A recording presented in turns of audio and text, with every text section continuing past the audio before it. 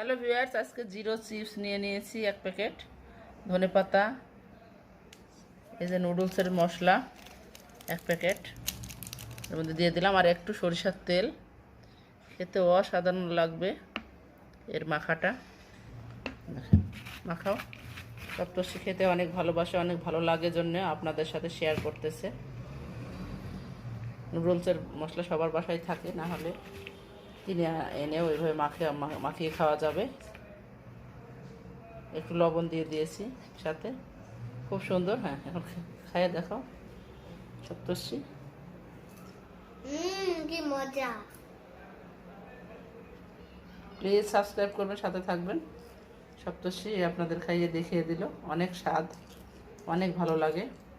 এভাবে আপনারা চিজগুলো মাখিয়ে খাবেন, দেখেন কত সুন্দর লাগে, খুব মজা। ধনেপাতা দিয়েছি, চাট